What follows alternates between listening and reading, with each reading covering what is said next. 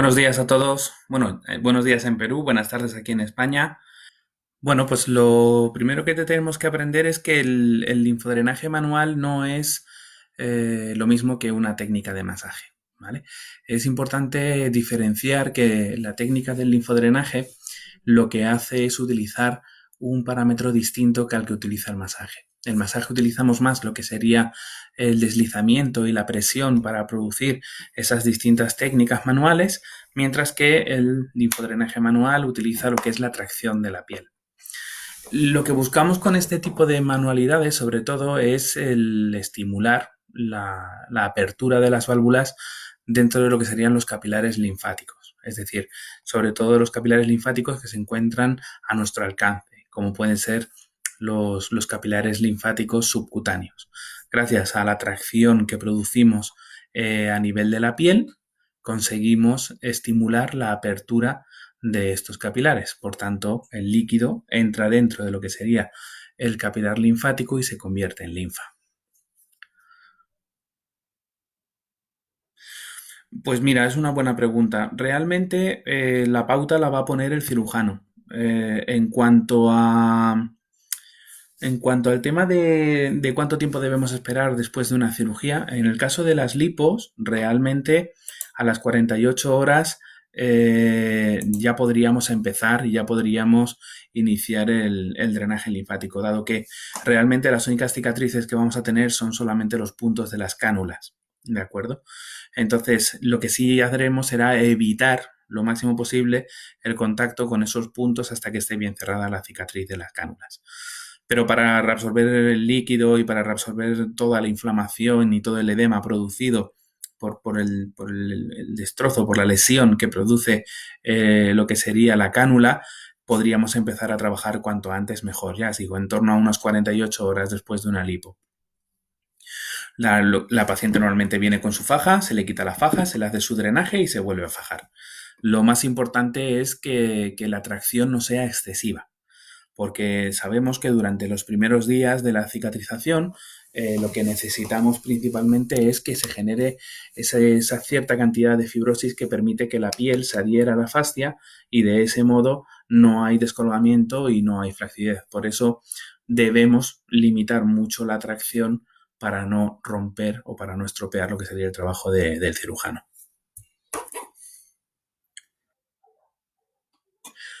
A ver, Marta, te respondo. Cuando tenemos una osteotomía, el tema es el siguiente. Debemos de valorar cuál es el origen, ¿vale? Es decir, si el paciente lleva una colostomía, ¿vale? Tenemos que tener cuidado a la hora de qué ha producido el que le hayan tenido que extirpar parte del colon. Y si lleva una bolsa, lo que vamos a evitar es trabajar en las zonas proximales a la bolsa. Yo haría un trabajo muy, muy superficial y siempre con supervisión médica, ¿vale? Porque daos cuenta de que este tipo de personas suele venir derivado de un cáncer de colon. Entonces tiene que ser el oncólogo el que realmente diga si hay alguna contraindicación o no, o si ya ha superado su cáncer y podríamos tratarlo. Pero yo realmente no me metería de lleno en la zona donde lleva la bolsa. A ver, es una pregunta que me hacen mucho los masajistas y los terapeutas manuales y tal, el orden del tratamiento. Es importante pensar, ¿vale? Que cuando tú utilizas una maderoterapia, tú estás produciendo también como si fuera un estrés al tejido. Le estás produciendo una vasodilatación, le estás produciendo distintas presiones, distintas tracciones. Eso provoca que la piel se enrojezca, ¿de acuerdo? Entonces, realmente la madera, aunque no es muy molesta, puede producir alguna que otra molestilla, pero no es muy molesta, yo dejaría el drenaje siempre como cierre del protocolo. Daos cuenta de que si tú produces una vasodilatación, lo que estás provocando es un aporte mayor de oxígeno, de nutrientes y de fluidos al tejido, ¿vale? Si yo dreno antes, no tiene sentido que yo primero retire el líquido y luego lo aporte. Por tanto, tendría más lógica que primero apliques tu maderoterapia o tu masaje o cualquier otro tipo de técnica que va a producir lo que es la vasodilatación y cierres el protocolo con el linfodrenaje. De ese modo, todo lo que ya has facilitado de aporte de oxígeno, de nutrientes y tal, luego lo vamos a ir retirando con el exceso de líquido y tal a través del sistema linfático. Vale. Cata, te contesto. Mira, cuando tenemos un problema de que ha habido un cáncer de mama, lo primero que tienes que hacer es derivarlo a su oncólogo o derivarlo a su fisioterapeuta en el caso de que exista linfedema. ¿Vale? El linfedema es una patología derivada de este tipo de operaciones en el que debe de ser un profesional sanitario el que lo trate. No sé si eres fisio o eres esteticista. La verdad es que ahora estoy un poco perdido. Si eres fisio, podrías tratarlo en cuanto el médico dé el permiso, ¿vale? Eh, el modo de trabajo que se hace depende de si ha aparecido el linfedema o no. Ahora mismo con las técnicas de ganglio centinela es muy difícil que se genere un linfedema de estos de los que se conocían antes como cuando hacían las resecciones en bloque. Por tanto, realmente va a ser más un trabajo de mantenimiento, un trabajo de mantener un buen estado de la piel, mantener un buen estado del brazo, del pecho, si lo han extirpado o no. Entonces, realmente el tratamiento lo basaremos en función del tipo de patología o el tipo de secuela que le quede a la paciente. Y como te digo, si no eres profesional sanitaria, entonces cuando te venga una paciente con un linfedema, ¿vale? Pásaselo a un compañero fisioterapeuta que sepa hacer también el drenaje y nada, eso, y a trabajar en conjunto, que es lo que deberíamos de hacer todos. En cuanto a la otra pregunta, me dices, ¿se puede tratar pacientes después de una abdominoplastia aunque estén con el DREN? Me imagino que con el DREN te refieres a los drenajes quirúrgicos, esas bolsitas que van recogiendo el líquido.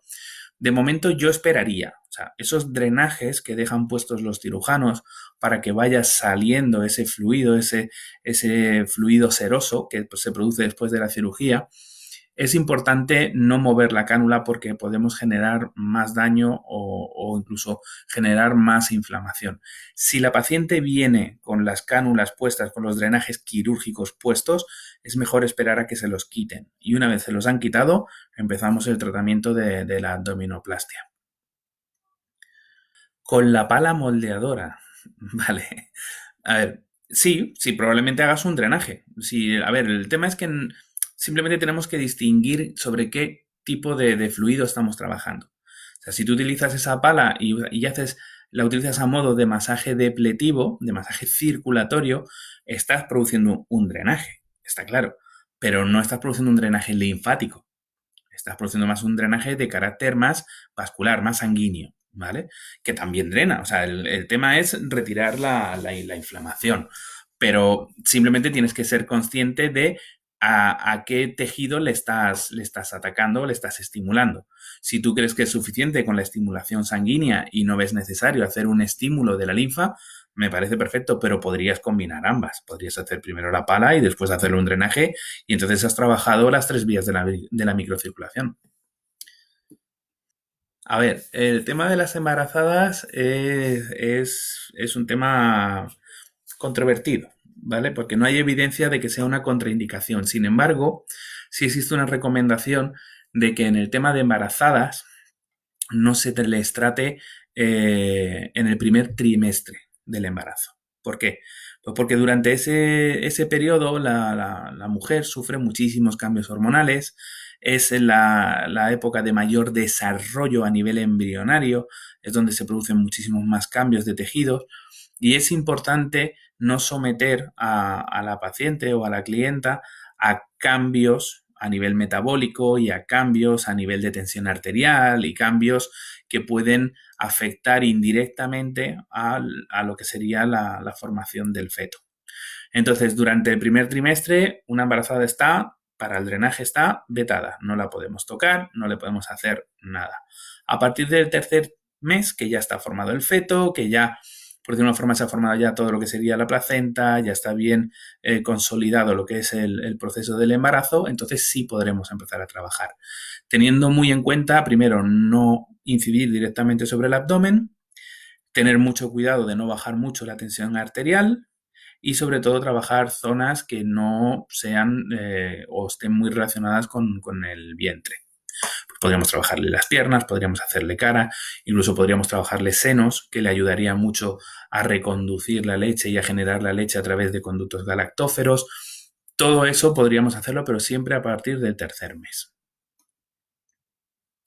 Ya te digo, Eli, yo el drenaje lo uso siempre como cierre de protocolo, con cualquier tipo de técnica, ¿vale? Aunque sea un cobido que también es más suave, sobre todo a nivel facial y tal, pero lo que es la estimulación de lo que son los capilares linfáticos, y la estimulación no solamente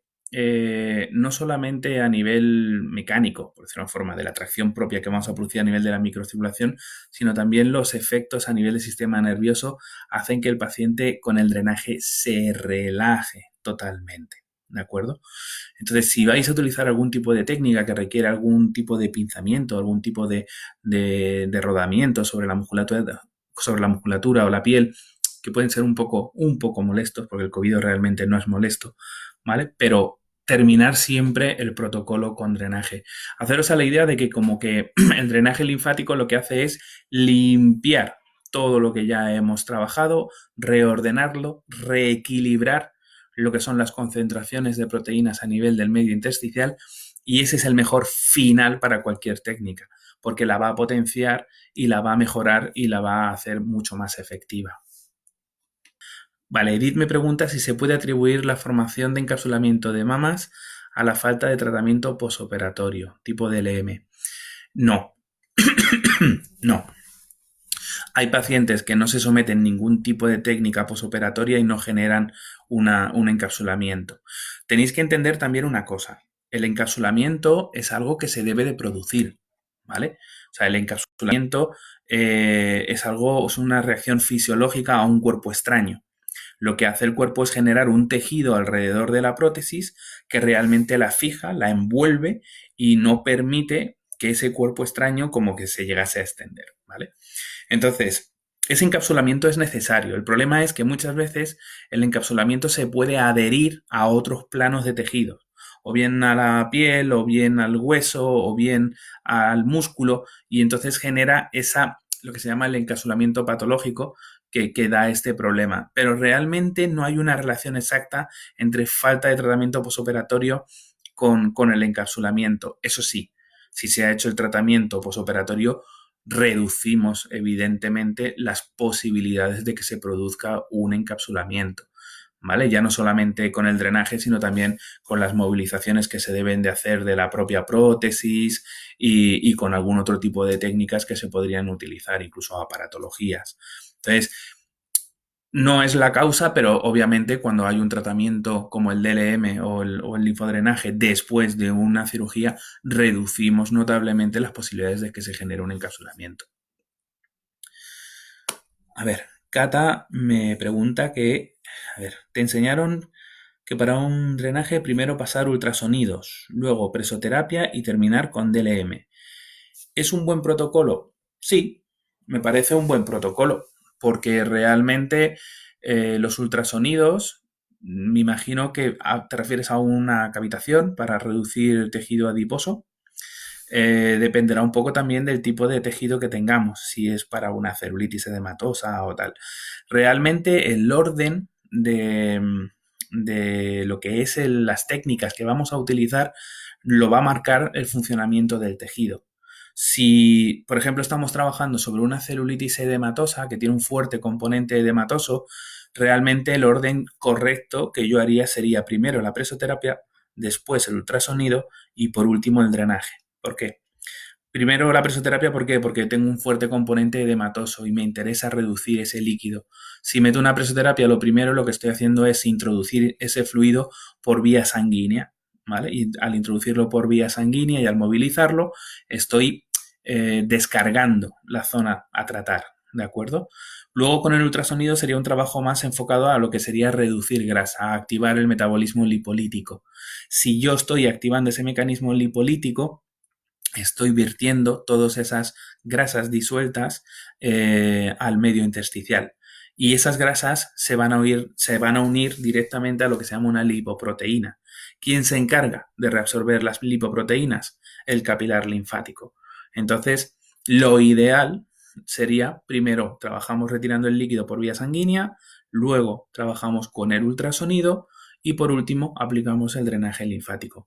De este modo, las técnicas trabajan en función del sentido terapéutico que llamamos, en función de cómo trabaja el propio tejido.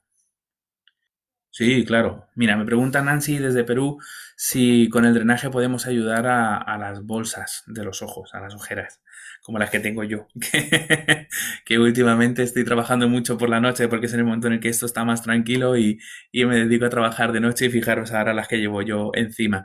Sí, sí, claro que sí. El drenaje va a ayudar muchísimo. Si hacemos sobre todo las cadenas que están por debajo de la bolsa, incluso en el linfodrenaje manual facial, ¿vale? Existe una maniobra específica para trabajar las bolsas de los ojos, sobre todo del párpado inferior. Entonces, claro que sí, no habría ningún problema. Se podría trabajar.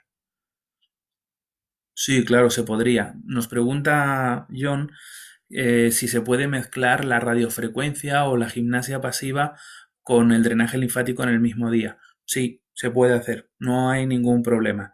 Lo único contraproducente, o no es contraproducente porque realmente no va a producir ningún efecto adverso que va a chocar. Simplemente lo que te digo es que con la radiofrecuencia y el drenaje es mejor que con la gimnasia pasiva. Date cuenta de que la gimnasia pasiva va a producir un aumento del tono muscular, vas a producir contracciones musculares.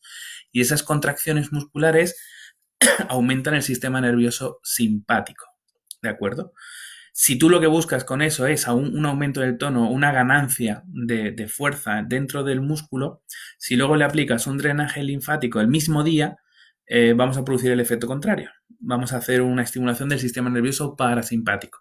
Y el paciente se va a relajar, va a disminuir el tono muscular y tal. Entonces, yo vería mejor la mezcla en la misma sesión, lo que sería radiofrecuencia con drenaje, ¿vale? O radiofrecuencia y gimnasia pasiva. Esas dos mezclas estarían mucho más correctas que las tres cosas en la misma sesión. Tenemos que tener en cuenta una cosa a la hora de aplicar el drenaje en una rinoplastia, ¿vale? Eh, es importante, como bien dices, los anclajes no traccionarlos demasiado, ¿de acuerdo? Cuando el cirujano ha hecho su trabajo y ha colocado, por ejemplo, la férula y ha colocado tal, la ventaja que nos da el drenaje linfático es que podemos trabajar proximal a la patología. Es decir, nosotros no tenemos que incidir directamente sobre la nariz o sobre los posibles anclajes que ha hecho el cirujano, porque yo traccionando desde la piel de la mejilla, ¿vale? Me voy al revés, perdón. Desde la piel de la mejilla, fijaros cómo yo puedo hacer una tracción que me llega hasta lo que sería el ojo, ¿vale?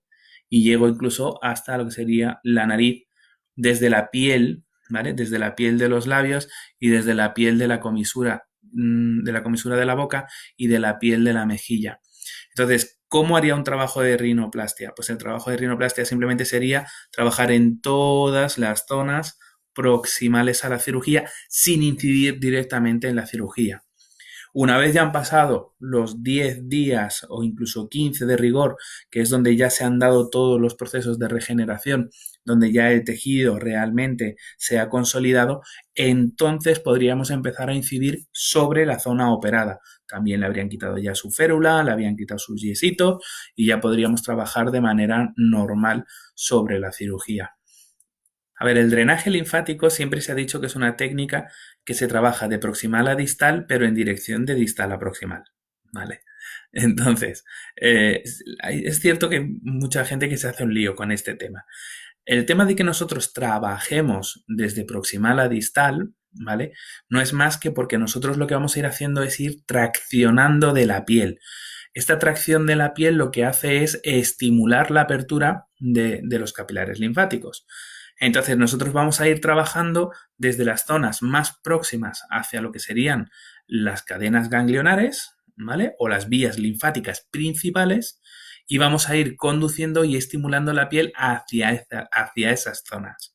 Es por eso por lo que nosotros no empezamos el trabajo como si fuera siguiendo la vía sanguínea, que son vías rectas. Tenemos que tener también en cuenta de que las direcciones de la linfa superficial son diferentes a las de la linfa profunda. La linfa profunda discurre paralela a la sanguínea, De hecho, son troncos más grandes, son vasos más grandes y ellos lo que hacen es discurrir paralelos a los vasos sanguíneos. Sin embargo, la linfa superficial, que es la que tenemos debajo de la piel, sigue sus propias direcciones. En concreto, la organización siempre va desde las caras laterales a las caras internas y en la cara interna tenemos lo que es la vía linfática principal. Entonces, toda la linfa se va a ir dirigiendo hacia estas zonas. Pues nosotros lo que hacemos es adecuar la técnica para seguir estas direcciones. Por eso nosotros vamos a ir estimulando la piel, que aunque yo esté trabajando aquí, estoy traccionando de mi piel y la tracción de la piel, si os fijáis un poco, llega hasta el codo. ¿Lo veis? Entonces yo estoy traccionando proximalmente, pero la piel se tracciona de distal a proximal, es decir, el sentido es de distal a proximal. Es por eso por lo que nosotros trabajamos desde arriba y vamos trabajando todo el brazo completo, o la pierna, o la espalda, o la cara, etcétera, etcétera. Según mi experiencia con aparatología y DLM, ¿qué protocolo me ha dado mejores resultados? Pues depende. Depende de para qué hemos utilizado la aparatología. Yo veo que la potenciación que produce el drenaje junto con un aparato como por ejemplo puede ser el de la diatermia, los resultados son impresionantes. O sea, la diatermia tiene ese componente que puede regenerar el tejido, son efectos tan sumamente similares a los del drenaje que la combinación de estas dos técnicas es la combinación que a mí me ha dado mejor resultado, tanto en abdomen como en otras zonas, ¿vale? Porque sí es cierto que la diatermia provoca reducción a nivel adiposo, por ejemplo, o a nivel circulatorio, también hace una potenciación de la regeneración del tejido, pero es que si encima ya le metemos también el reequilibrio oncótico que produce el drenaje linfático, potenciamos muchísimo más los efectos de esta aparatología. En cuanto a eso, a reducción de abdomen y a cualquier otro tipo de tratamiento, no solamente a la reducción del abdomen. Cuando me hablas de una persona inmunodeprimida, la inmunodepresión es propia, inherente del paciente por su estado de envejecimiento y tal, o es que posee una enfermedad autoinmune. Por los ejemplos que me has puesto de artritis reumatoide, enfermedad de Crohn y tal, entiendo que es una persona que tiene una enfermedad autoinmune pero está tomando un tratamiento inmunodepresor, ¿vale? Si ese es el caso, podríamos hacerle drenaje linfático, pero nunca hacer un drenaje completo de todo el sistema linfático, ¿de acuerdo? El problema que tenemos es el siguiente. Nosotros si hacemos un trabajo a nivel orgánico, a nivel sistémico de todo el sistema linfático, producimos un aumento de la inmunidad, un aumento de las células defensivas. Si esas células defensivas me van a atacar, estoy empeorando el cuadro. También os digo que no existe ningún tipo de evidencia científica que haya estudiado este tema, ¿vale? Pero os hablo desde la experiencia del conocimiento de lo que hace el sistema linfático, de cómo trabaja el sistema linfático y de cómo funcionan las patologías que me has preguntado. Entonces, realmente el tratamiento lo que hace es reducir la actividad del sistema inmunológico. Entonces, lo que no puedo hacer es reactivarlo. Lo que no es como sería una lucha de poderes entre la farmacología y el trabajo del drenaje.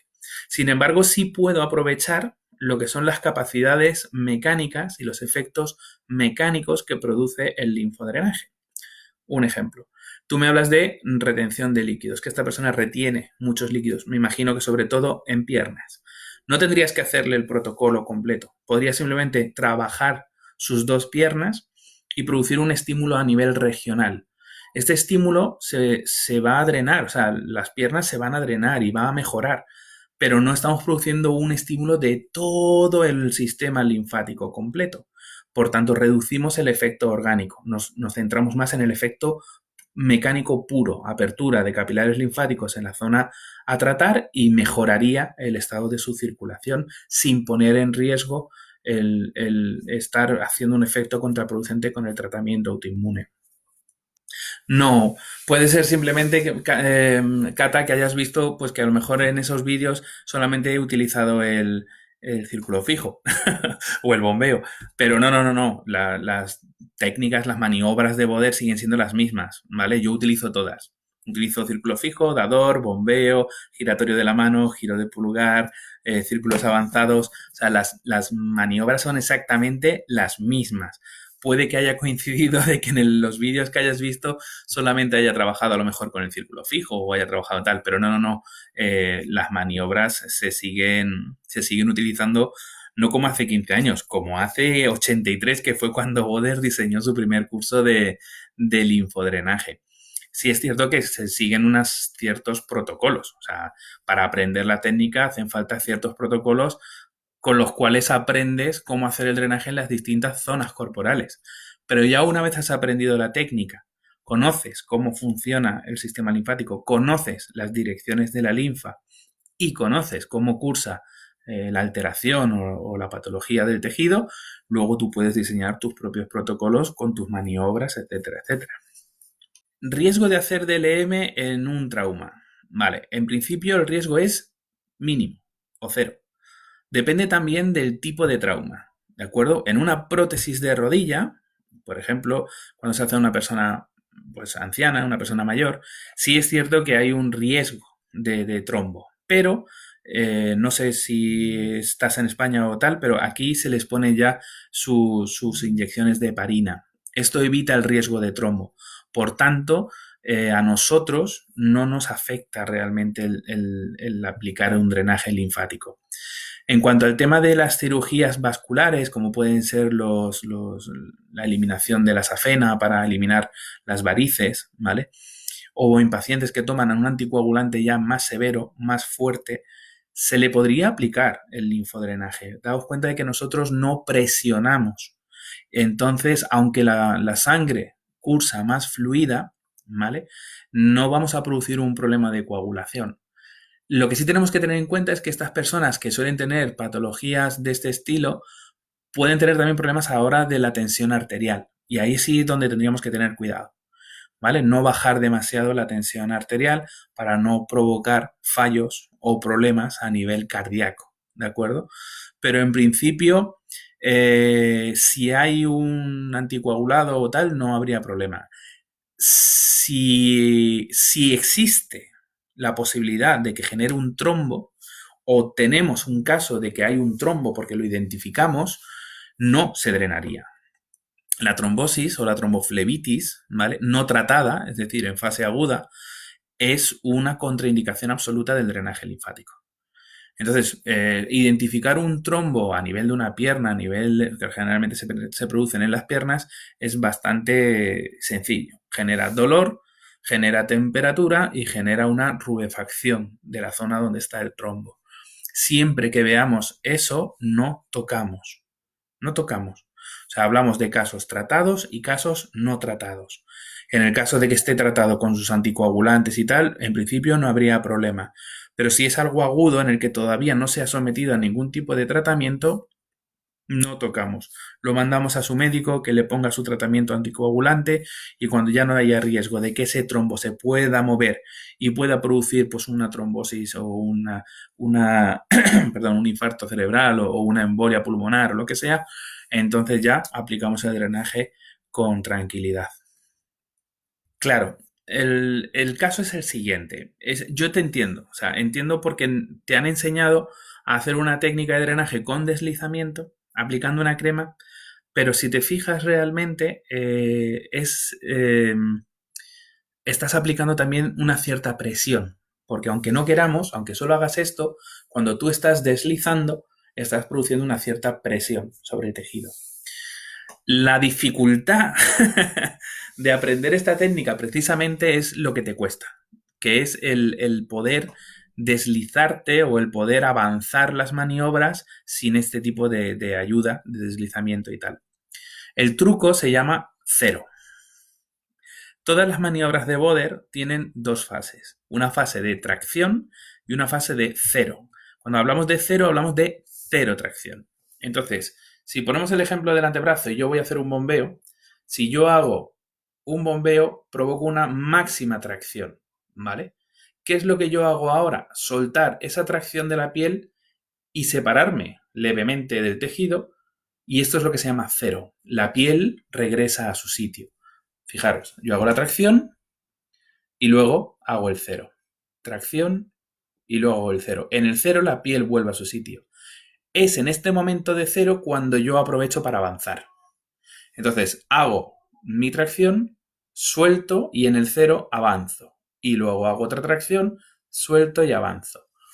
Es por eso por lo que nosotros no necesitamos aceite, porque nosotros no nos deslizamos. Nosotros aprovechamos los momentos en los que no hay tracción de la piel para avanzar sobre ella. Y de este modo podemos hacer lo que se llaman las maniobras avanzadas. Tenemos las maniobras fijas y las maniobras avanzadas. Y es así como podemos ir tratando todo el miembro siguiendo una secuencia. Exacto, exacto. Eso es, mira, es una cosa que te resuelve también tu compañera. Es cierto de que cuando notas que no te resbalan bien las manos y quieres aplicar el drenaje, un poco de talco en las manos te va a ayudar a que ese pequeño deslizamiento lo puedas realizar en el cero tracción. También te digo una cosa, si el talco nos gusta porque suele producir alergias y suele producir reacciones, también se puede utilizar harina fina de maíz, maicena, ¿vale? De las que se compra para cocinar. Pues un poquito de maicena te va a ayudar también a esa ligera deslizamiento que tenemos que producir en el cero tracción. Pues muy sencillo, Muf. En ese momento hice el trabajo porque no trabajé sobre la herida. Es decir, esa herida estaba infectada y lo que hice fue no trabajar sobre la herida. Yo trabajé las otras dos cicatrices y trabajé proximalmente a la herida.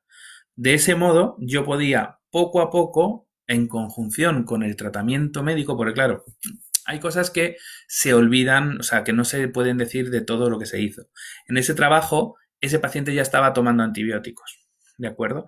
Entonces, él iba tomando su tratamiento farmacológico, su tratamiento médico, y yo iba trabajando el resto de zonas de las cicatrices. Ese caso de la triple cornada, como ves, son 3 cicatrices.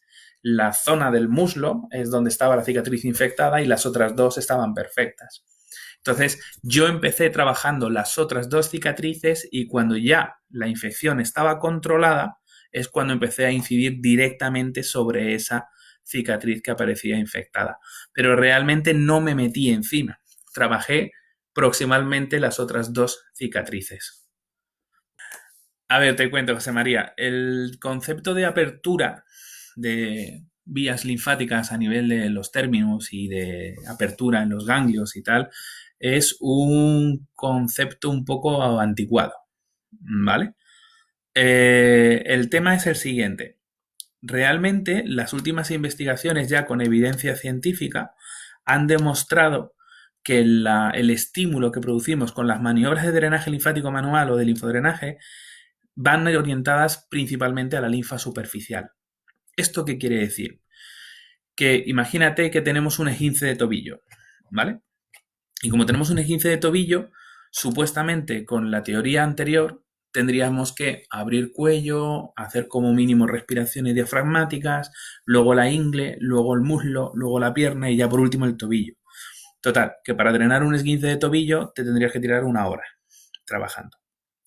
Realmente se ha demostrado de que si yo utilizo mi drenaje en el tobillo, aunque no haya abierto absolutamente ninguna vía, el tobillo se drena. ¿Por qué?